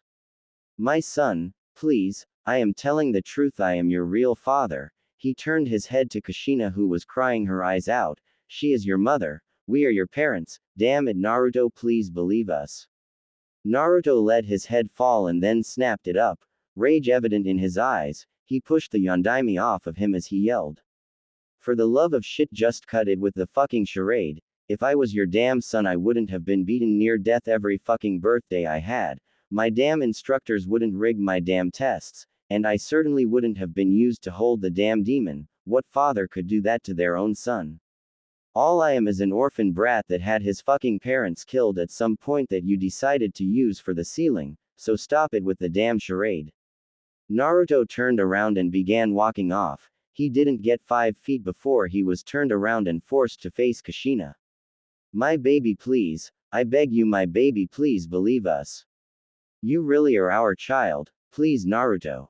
Naruto grabbed her hand and shoved her off. Can't you two take a hint? I am not falling for it. Naruto used his chakra and jumped onto a nearby roof and ran for his apartment, ignoring all of the civilians' pleas, ignoring the excited whisperings, ignoring his parents' sobs of anguish. Time skip. Naruto was sitting in his apartment, annoyed beyond comprehension. No one in the damn village had left him alone. Ever since the damn Yondaime announced he was his son, he has been dealing with people begging for forgiveness, fangirls, and even the annoying Chunin offering training. Did the Yondaime honestly think he was that gullible?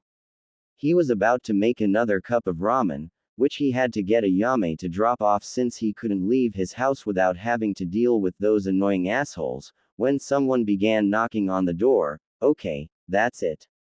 Naruto stomped to the door and slammed it open, not even bothering to look who it was. For the last time, leave me alone. I am not the Yondaime's kid. No, I won't accept your apology. No, I won't go out with you. And no, I don't want you to train me. Just leave me the alone. And with that, Naruto slammed the door right in the face of 3 very shocked individuals. Outside the door, 3 people had come to see Naruto. They had tried to talk to him for the past week, but with all the civilians, shinobi, and fangirls trying to have a go at him, it was just impossible. Kurenai Yuhi had tried to talk to Naruto to explain the new team rosters. She had asked to be Naruto's sensei when he was first offered up. But thanks to Kakashi, she was stuck with an Inuzuka and an Aburame. She knew Kakashi only wanted to use Naruto to his own ends. Admittedly, she also wanted to use him to her own ends, but she had every intention of training him. When the Yondaime had declared her as Naruto's new sensei, she was overjoyed, but with all the annoying civilians and Chunin, she never got the chance, and now because of how exhausted her student was, he didn't even want to talk to them. Kurenai looked down as a single tear fell from her eye. Tsunade had just arrived in Konoha the day before. As soon as Jiraiya told her what happened over 12 years ago, she beat him into such a brutal pulp that he would not be doing any shinobi services for months to come. Once she found out where her godson lived, she went to the Sandame's house and punched him so hard in the face that he will never get his damn nose fixed. She came to her godson's house in hopes of doing the job Kushina asked her to do years ago, but she was met with a pissed-off blonde and a door in the face. Tsunade had let a few tears fall as she slumped her shoulders in shame. Hinata had been told by her father that he wholeheartedly approved of her dating Naruto. She was so happy that she squealed a fangirl squeal that would have put the entire Sasuke fan club to shame. She ran around the entire Hyuga compound for hours. She was so happy, making most of the branch and main family wonder her sanity. She went straight to Naruto's apartment but was being blocked by the numerous fangirls. When she finally managed to get to the door, she was ready to confess all her feelings of love, all of her hidden fantasies, all of the things she wanted to say to Naruto, but before she could even say anything, she was shouted at by the very boy she loved. Hinata broke into a myriad of sobs as Tsunade and Kurenai tried to comfort the weeping heiress. Naruto sat back in his apartment and went back to eating. He heard the crying on the other side of the door. The first time he heard it from one of the fangirls, he went to help her, but the damn girl almost raped him. So this time he ignored it, not caring that he just broke a girl's heart, not caring that he caused 3 women pain. A week later, Kurenai had finally told Naruto about the new team arrangements. He seemed a little irked that his old team was dissolved, not that he could really call it a team. He was to meet up with his new team at Training Ground 12 at noon. Naruto had not bothered to go to any shops and had decided to get up early to avoid the damn civilians. He had slept in a tree near Training Ground 12 up until noon finally came. He saw Hinata coming into the clearing and jumped down from the trees. "Hey Hinata," said Eris, flinched when she heard Naruto's voice. Hello, Naruto K-kun." Hinata had become even more withdrawn since Naruto yelled at her. True, he didn't know it was them, he was just mentally exhausted from all the fangirls, but it still hurt. She saw so many more fangirls get rejected by Naruto time and time again. She was afraid that thanks to the Yondaime publicly declaring he was his son that he had forced Naruto into a permanent shell, never allowing himself to get close to another. Hinata gritted her teeth in anger. It was all the villagers' fault. If they had just done as the Yondaime asked and treat his son like a hero, treated him like a human being, Hinata often cried herself to sleep. She had refused to leave her room unless it was team meetings, food, or a bathroom. She spent the rest of her time looking at a picture of Naruto as she sobbed herself to sleep. Naruto noticed a single tear fall down her eye. He quickly pulled out a handkerchief and wiped it up. Hinata was stunned by such a bold move from the blonde. Naruto gave Hinata a genuine smile. "I hate to see a girl cry." Hinata blushed as Naruto walked over to a tree. She smiled for the first time in a week. Maybe Naruto hasn't completely cut himself off from the world. Kurenai sat in a tree with the last member of their team. "Well, Yakumo, how do you think things will turn out?" Yakumo Kurama stared at her teacher and looked at the blonde. "I don't know, but she better say what she feels soon, or there won't be any chance for her at all." Kurenai nodded at her old apprentice.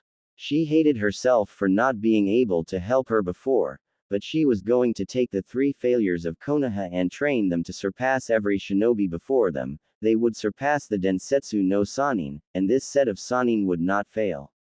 Hiyashi Hyuga was looking through his documents. He had been trying to find that form that Minato had given him over 12 years ago. He needed to convince Naruto that the Yondaime was telling the truth, and the fact that Naruto truly believed that he was just a bastard orphan that the Yondaime used for the sealing did not help.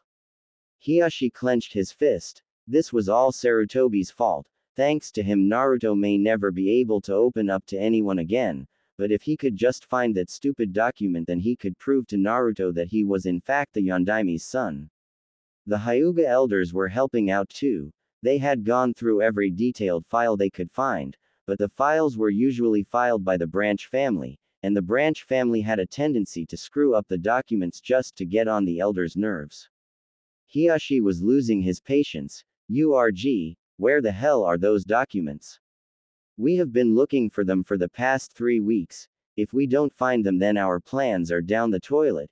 Hiyashi sat down at his desk, wondering where the documents could possibly be. If he did not find those documents soon, then he might lose his chance.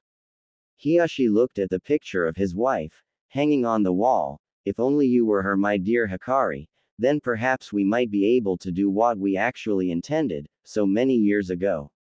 Meanwhile, with Sasuke. Sasuke was trying to read his scrolls while Kakashi was off to the side moping. Ever since the announcement that Naruto was the Yondaime's son, he has grown extremely irritated. Chunin stopped coming to him and instead went to Naruto to try and train him. He had lost a majority of his fangirls. The only ones still remaining at his side were Sakura and Ino, but Ino was slowly slipping away from his grasp. Kakashi no longer showed up late, but he always sat to the side moping. He constantly sat curled up in a ball, and he would occasionally hear a choked sob come from the Chunin, and the entire time he was clutching a scroll. He had asked Kakashi what was in the scroll, and all he said was, "It doesn't concern you," and now he was trying to learn one of the Uchiha family's prized fire jutsu. It was extremely complicated. Up to the point that it would take someone with a fully developed Sharingan to read the specialized kanji. He clutched the scroll in anger. He was not going to learn anything with an inept sensei standing on the sidelines. In the Yondaime's office, Minato was extremely frustrated.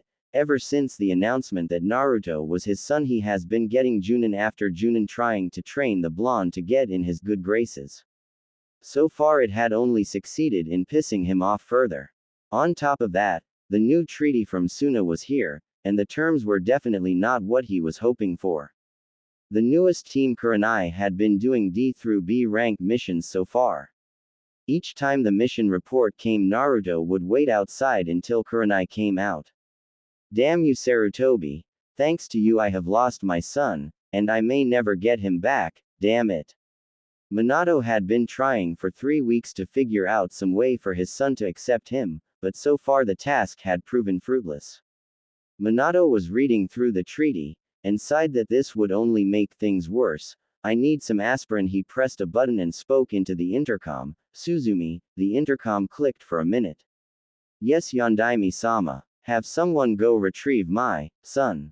Of course, Yondaime-sama. He let go of the intercom button and read over the treaty again. Please forgive me, my son. At Konoha's gates, the Suna entourage was heading through the gates towards the Hokage Tower to finalize the treaty agreement. The entourage included Gaara, Kankuro, Temari, and a small group of Suna shinobi guards. Temari was smiling a huge smile that screamed, "This is the best day of my life." Gaara and Kankuro were extremely frightened by this new persona of their Nei-chan. Gaara, Kankuro whispered to Gaara, "Is Nei-chan alright?" Gaara was staying far from Temari. "Honestly, I have no clue." Temari was extremely happy. She had convinced the council this was the best course of action, and who was better for the position. I hope that he accepts. With Naruto, Kurenai had gone through a lot of effort to try and get Naruto to open up, but because of what has happened in the last 3 weeks he was very recluse. He didn't even leave his house anymore, saying that he does not want to deal with the ignorant villagers. She wanted to go right to the former Sandaime and kick him right where it hurts.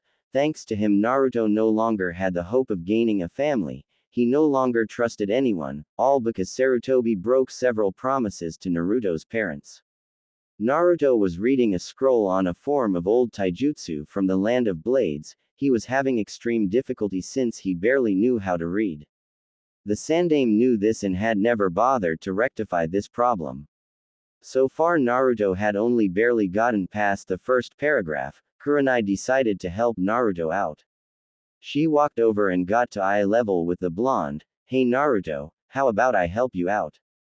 Naruto glanced up at Kurenai before he quickly returned his eyes to the scroll. "No thanks, why don't you go train Hinata and Yakumo? They are clan heirs, and are clearly more important than the bastard Kyuubi child." Kurenai cringed at his tone. After the announcement he had come up with this twisted realization that only those with noble blood would ever be considered worth training, and since Naruto truly believed he was just some bastard orphan, thanks to the Sandaime, he decided that he was no longer going to waste his time asking for his sensei's help. He even went so far as to coldly say he wasn't worth it. "Look, Naruto." Naruto glanced at Kurenai with a cold look. "Listen Kurenai, I don't want to hear it. All right, I am not the Yondaime's son, and no doubt the Yondaime put you up to this so later on he can order you to kill me." Kurenai snapped at Naruto as she released a small amount of killing intent. "Listen here Naruto, your father would never order someone to kill his own son." Naruto snapped up to glare right in Kurenai's face. "For the last fucking time, I am not his son. Go train the other two, I'm better off on my own anyway." Naruto grabbed his scrolls and began walking off, when an Anbu shunshined in front of him. "Naruto Uzumaki, your father." The Anbu was blasted by a dose of killing intent. "He is not my father."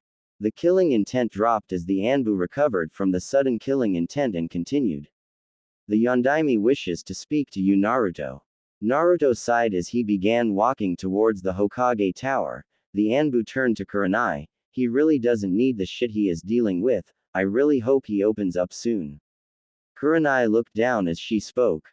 I hope so too, Tenzo, I really do. Tenzo shunshined off as Kurenai turned towards the last two students in the field. Okay, let's get back to training. Time skip. Hokage office. Minato was awaiting the arrival of the Suna entourage, as well as the arrival of his son.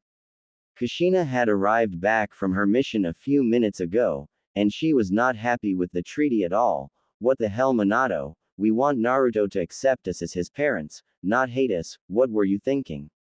Minato cringed as he listened to his wife. He knew Naruto was going to hate him for this, but they needed to get his treaty finalized. Kushina, believe me, I do not like this either, but we have to finalize this treaty to prevent an all-out war. Kushina scoffed at this. Why do we even bother staying in Konoha? This village deserves to be burned to the ground for what it has done to our son. Minato looked at Kushina with a stern and remorseful look. And how do you think that will work? From what we have seen, Naruto desires only one thing in life, to one day lead this village. I want to leave this village, Kushina. Believe me, I do, but I can't do that when Naruto still holds feelings for this place. I can't do that to him. Kushina looked down as she realized why taking Naruto from Konoha would be a bad idea, especially with how he sees them.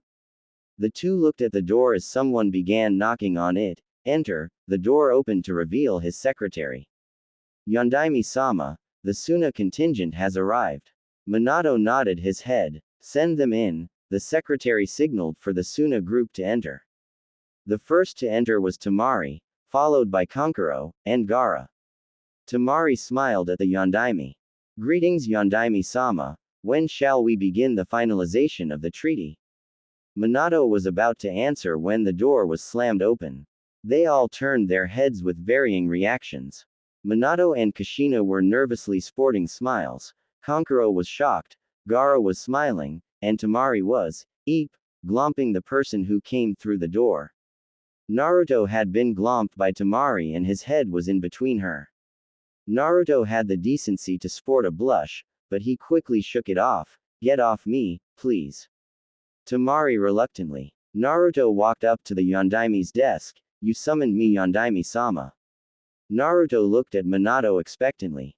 Naruto, as you are probably aware, the invasion caused severe damage to Suna's forces, so we have finalized a recent treaty between our two villages. Naruto quirked an eyebrow, not getting what the Yondaime was talking about. What are you getting at? Minato sighed as Kushina stepped forward. Naruto, the Suna Council, along with Temari no Sabaku, believe that the best way to permanently secure our treaty is to have an arranged marriage between two of our shinobi. So why isn't the Uchiha here? Everyone looked at Naruto as if he had grown a second head. Obviously Suna will want their shinobi to marry someone of high standing, and I have not had any contact with Sasuke for the last 2 weeks, so I will not be of much help giving him the message that you want him to marry a Suna woman. Everyone began to nervously look around, but Minato and Kushina spoke up. Naruto, it's not Sasuke that will be a part of the arranged marriage, it's you. Excuse me. Naruto spoke with a calm demeanor, but there was clear aggression in his voice. Would the Suna shinobi leave for a few minutes, now? The Suna team walked out of the office. When the door closed, Naruto exploded. What? Minato tried to speak. Naruto, you must understand that. Naruto cut him off.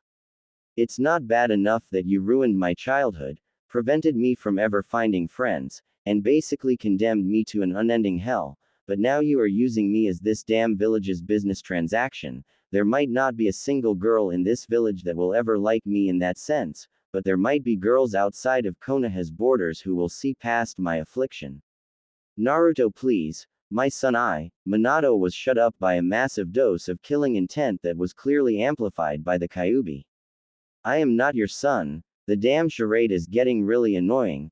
I am tired of having to wake up in the middle of the night because some stupid Chunin comes knocking on my door saying he is offering to train the Yondaime's son.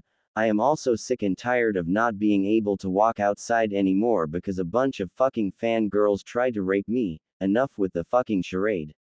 The glass window behind the desk shattered as Naruto let up on the killing intent. Naruto, if you won't believe me, who will you believe? If I get Sarutobi in here, will you believe me? Minato saw Naruto's head fall as he snorted in disgust. The Sandaime, he is as much a cause of my pain as you are. Minato and Kushina were confused. What did he mean? Naruto, what do you mean? Sarutobi told us he did everything he could to protect you.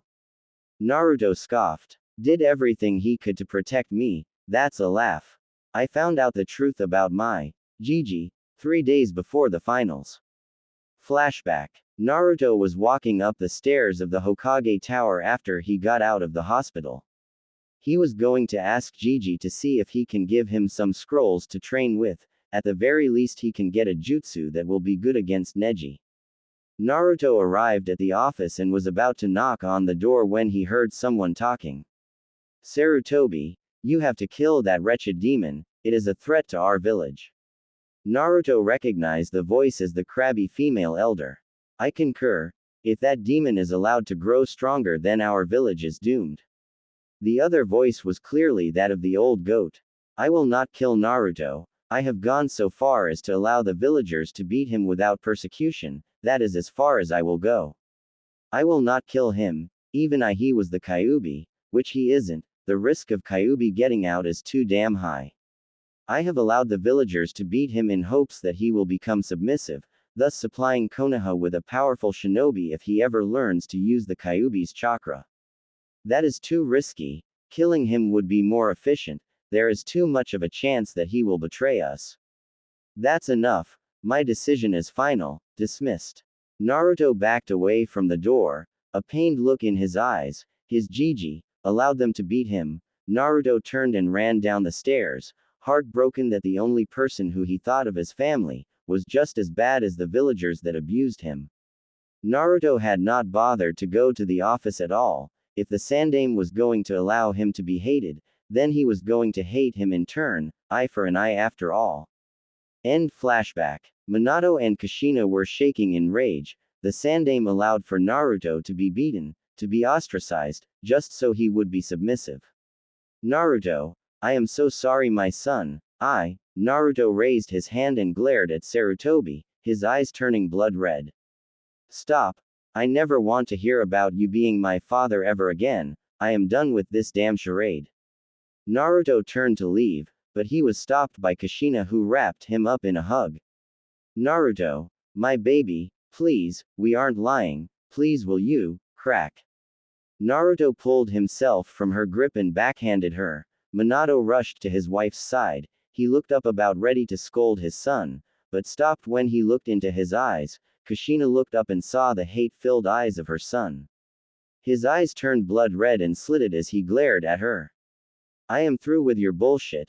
This is my last warning. Cut the charade. Naruto pulled out a kunai and pointed it at his gullet, or I release the fur ball. Naruto walked out of the office, leaving a sobbing set of parents. The Suna contingent watched as Naruto left the office. He turned his head and looked at them. Find someone else to be your business transaction. I will have no part in it. He turned and walked away, leaving a shocked Tamari and 2 fuming brothers. How dare he do that to my Nei-chan? Mother will have your blood for doing that to my sister. Tamari fell to her knees. True, this was basically a political